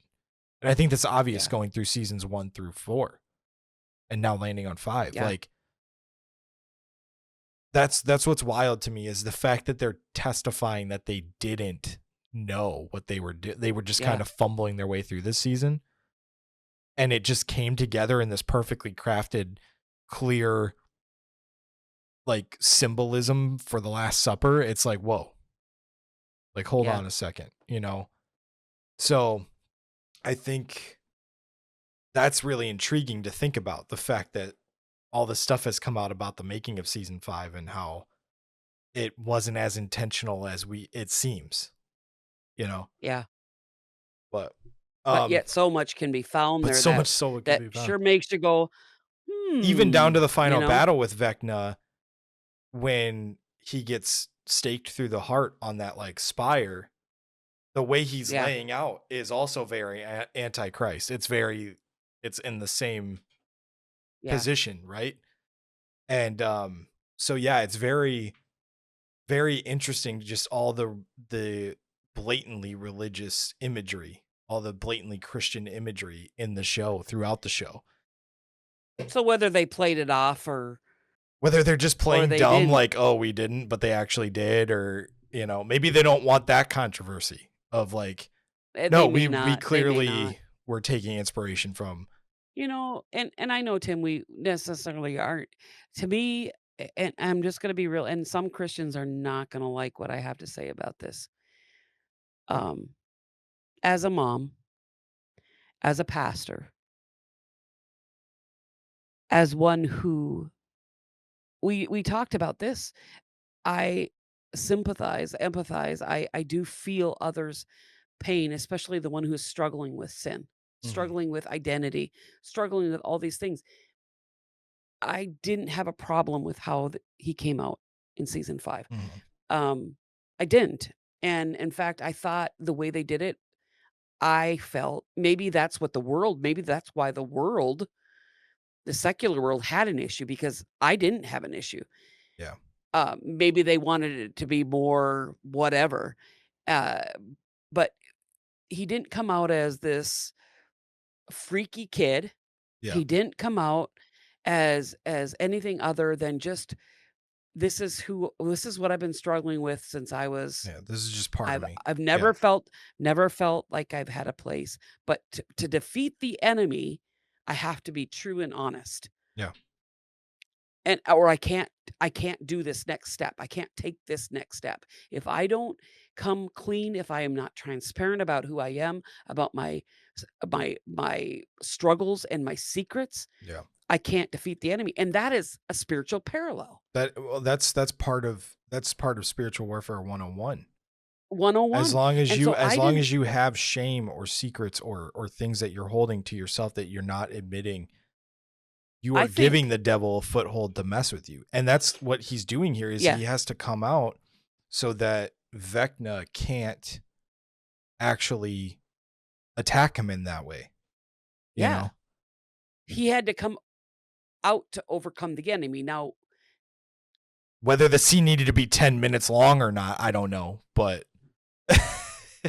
well, we spent a whole episode on Max. yeah. So 10 minutes on a scene of that? Here's the thing. I think it The was joke is that appropriate how the he coming out scene was longer than the battle scene with Vecna. That's the joke. well, It whatever. took Will Yeah, longer to come whatever. out than but that's the secular worldview of the scene. Like that's the problem the secular had with the scene is that it just was like could have been handled a little bit in a little bit shorter fashion or whatever. It didn't need to be 10 minutes long and stuff. The Christian view of the scene is that it didn't need to happen at all. But Oh, that's how we deal with things. yeah. We shove them under the rug, and even though it's been addressed several times, this whole subject matter has been throughout the whole show. Not a lot, not overboard, but it's there just like it is in real life. It's there. It Yeah. exists. Friends, we can't deny it. And that's what I see with We all can't of deny these. it. That's what I see with all these characters is I see real people in them. I know all these But people in real life. It's say not surprising to me.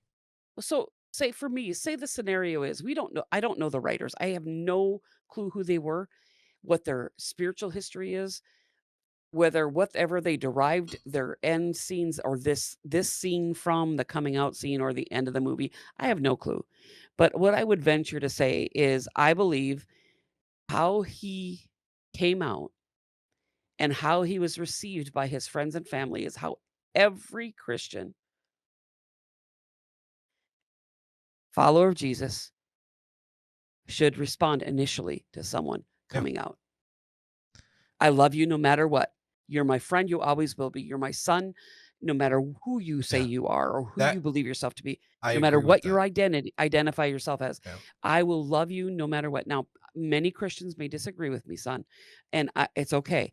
But that I believe is the heart of Jesus. And our initial thing shouldn't be to correct somebody and say, "Oh, you're so wrong and that's evil and Yeah. you're gonna go to hell." And if we come across that way, we do not even know the heart of Jesus, and you're gonna stand in just as much judgment as someone who lives that lifestyle and denies And to Jesus. clarify for those Christians who would comment that we're not condoning the sin.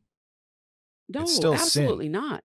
What we're condoning is how we should respond, because the reality is you still need to rally around that person and be there for that person and say, "Yeah, I'm going to love you no matter what. And I'm going to do everything Absolutely. to show you what the love of God can do in your And life." this And that remember, he this is was bigger than everything, even something so intrinsically ingrained to your fiber of your being, to where you are attracted to the same sex. He can overcome that too. absolutely. And here's the thing. We are trying to take a secular movie Yeah. or show and be upset with it because it presented somebody coming out in a very, I thought, appropriate way. I didn't think it was Yeah. inappropriate at all. It could have been they could have put a sexual scene in there. They could have done anything to get him to come out and to lead up to. They could have Yeah. really gone a different direction with this, and they never compromised that part of who he was Mhm. because inside he wanted to love somebody. He is truly a tender character and has a good heart, and that is, I think in general, I think that is a good portion of people that deal with same-sex attraction. Mhm. I don't think they're evil-hearted people. I don't. No. I think no more than you or I are when we're because 'cause we're We're all born If into we wanna be evil. real, we all are evil at our core. And That's what I'm saying. It's no different than you or I, Tim. yeah. And here's the thing. I would beg to differ if and I'm gonna challenge a person of faith or a follower of Jesus that is strong on this subject matter, that they shouldn't have come out. Why did they have to put it in this show and they ruined it and they're targeting our children? I'm gonna challenge that thinking right Rewatch now because season here's the 3 thing. and watch Robin come out, and remind Well, yourself that a character came out 2 that's seasons part of it. prior. Yeah. Well, that's part of it. But the other challenge I want to challenge you with is that shows me that we still need to grow as the church Yeah. and as Christians. If we're judging a secular show according to Christian Values. standards when this was never a Christian movie to begin with, it shows that we're still wanting to just not deal with the issue altogether and let's shove it under the rug and we'll just leave the undertones because then all our kids can just wonder and assume, but we don't talk about it. Yeah. And so they can remain in hiding if they're struggling. So what if your child and this is for because this is something that the scripture says there is no temptation taken us, but that which is common to man, but God is faithful, who won't allow us to be tempted above what you're able. So when I see that scripture, and I say this a lot in when I teach and when I preach, is I can't look at these things as the exception. I'm not going to look at being gay or same-sex attraction as the exception, right? Yeah.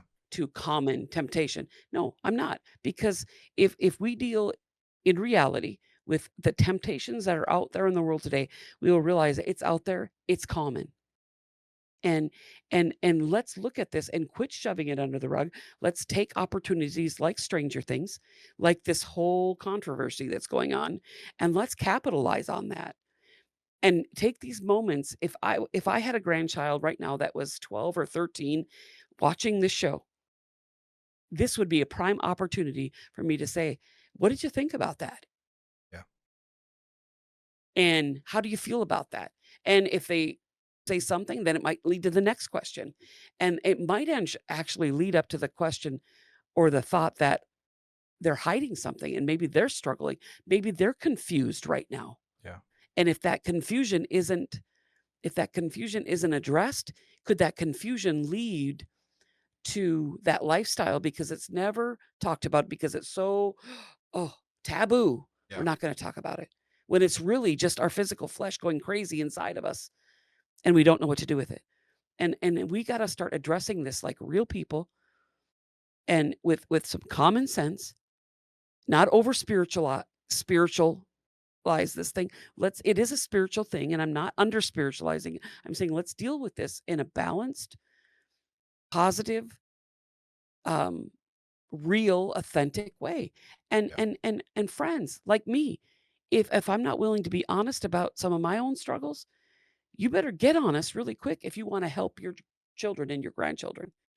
I think it's funny because I've had this question posed to me as a father. Like I've had people trying to make an argument for, why it's not a sin to be gay or whatever. And not that this argument justifies that, but I think it's funny. These are the type of questions people pose. I've had people pose the question like, well, what if your kid comes out as gay or trans or something?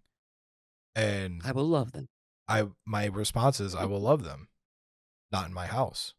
Not I will not love them in my house, but like I will love them and I will still support my kids and I will still show them love and grace and mercy. But just like a straight relationship, no sex in my house. you know, Yeah, no keep the door activity. open. Yeah, Keep I'm the not door gonna open. let you Yeah, keep the door open. It's like it's gonna be the same thing. It's like, and I'm not. It's I'm not gonna tell you it's right. it's not. I'm And not I'm gonna not. do that. I'm never gonna justify your action. I'm never gonna tell you it's right. But I'm still gonna love you with every fiber of my being. And I'm still I'm gonna do everything in my power to understand you. you're still gonna get Jesus around me. And Mhm. it's like, and the crazy thing is like, if they're old enough to date, like if my kid's like 16 or whatever, and they're old enough to date and stuff, and they're forming their own life and making, if they chose not to follow Jesus and they're gay, it's like, who am I to tell them they can't go out on a date? It's like, it's not my place. That's God's place to pull But I them don't back have to in. pay for it? But I don't have to pay for it. I don't have to. So, but I wouldn't pay for my kid's date anyway. Again, it's Well, going if to they be don't have this. a job, you might help them. It's going to be the same set of rules, though. It's going to be like Yeah. nothing changes my household rule set or the way that you operate around me in your relationships. You know, you sneak around my back and stuff and do stuff behind my back. I can't stop you, but I'm never going to Yeah. condone Just your actions. you're not getting kicked out of the house because you identify that way You're not getting or kicked out of the house because you're gay. You're not. It's like that's the here ridiculous thing. I think it's ridiculous when Christian parents find out their kid's gay and they boot them out of the house. It's like they well, probably it drank happened behind with your, like they probably drank, they probably smoked, they probably experimented with other stuff, and it's like, but being gay, being attracted to the same sex is what's going to get them kicked out of your house. That's hilarious. Tell me another joke. well, Like, there was a time in my life when parents, especially, of course, I'm being hard on the Christian household, but it wasn't just the Christian households. When us promiscuous ones, yeah, came home pregnant or yeah. whatnot, that parents would basically kick them out or do whatever. If the parents didn't kick them out, the parents would ground them for life for the rest of their life or, Well, even and they that would though, like put such limitations on them. but that's the thing. Even that though, like say Eve came home pregnant one day, my instinct would be like, I'm not kicking you out on the street, Of but course not. we're getting you set up. You're gonna be an adult. You're gonna be an adult real quick. Yeah, I'm gonna help you find a place. I'm gonna help you start adulting, but you're gonna adult. You made an adult choice. You're gonna be an adult, and we're gonna get you set up to do that. You know, yeah. It's just it's this parenting never stops. Or shouldn't ever stop, and when right? it does for these kind of reasons, I think the parents are the ones that are in the wrong. My child Tim, you're never gonna fully agree with me on everything, and I No, come to that absolutely. conclusion that that's okay, and Sarah will never completely agree with me on everything, and that's okay. She has her own relationship with God, you have your own relationship with God. How you guys choose to do life, there's nothing I can do to control that, but Yeah, there's one thing I can do is I can love you And you can I pray can for love you us. unconditionally, and I can pray for you. I don't have to agree with everything you do, and I don't have to preach at you No. either. There's choices, The and most because Christian thing you can inevitably, do, where I stand on yeah. everything The most because Christ-like I've thing lived you it. can do is be there for us, love us, pray for us, Yeah. and um yeah, it's like you don't have to condone the actions, but you can still love the person. And love is an action as well. And Well, and here's the thing. If you raised your child that it's wrong, there's nothing that will ever change their mind besides you saying, "Oh, I don't think it's wrong anymore." They know when they're taking those actions and choosing that lifestyle that you know and believe it's wrong. it's kind yeah, You loving them in spite of that is not gonna change that they know what's right and wrong. yeah. And for some reason, we think us continuing to show love and understanding to children in these circumstances says, "I'm okay with it." It does not say, "I'm No, okay with it." you It can just make says your that you have position the heart of clear. Jesus. Now, if your kid cuts you off That's different, because you but you don't still better love them. because you don't verify or condone their lifestyle, That's on that's them. different. That's on them. But if you make it clear like, "Hey, I don't condone this, but I'm still going to love you. I'm not going to abandon you," you know? And you But know what? just I make your love your position clear. partner too. Yeah. I love Well, your partner and that's the too. other thing. Like at the end of the day, it's like they're gonna do what they do, and if they chose to go get married to the same sex or whatever, it's like even if I don't condone it, it's like it is what it is. Like they're gonna be part of my life forever. So I will be there to pick up all the pieces when the enemy comes in, yeah, and if this that's results because in your you're life, if this yeah, results in your life being demolished and destroyed, I'll be there to pick up the pieces and put you back together. that's right. Exactly. Sure will, But you So can't do I just that wanted to if you cut your children off because of their choices. You yeah, don't can't be there expect for them to them when it come. falls apart. Your So, anger is gonna do nothing. all right. Well, So what I wanna s I what I you would got one like more to thing to say say? on that, just on that, so let's quit sweeping this stuff under the rug and let's talk about it with our kids in the appropriate time frame. Appropriate time, yeah. I Age appropriate. yeah, and it's so important. And these friends, let's be open to using shows like Stranger Things for tools. Just quit acting like This is a quit acting like weirdos when a weirded out. secular show Yeah, does secular things. Just quit being weird. yeah. Like, I You know. chose you Well, and chose to that's the watch thing it. is like the Christians are okay with every other flawed character in the show. Every character, and that's Well, the and there was so overarching. much Well, yeah, that's the crazy. overarching theme of the show, though, is that these flawed characters are being used to defeat this evil. Yeah. And I think that's the overarching, and that's also a completely biblical theme, is consistently throughout the Bible, flawed people are used to do the will of the Lord. Yeah. And he Yep. continues to work through flawed people today.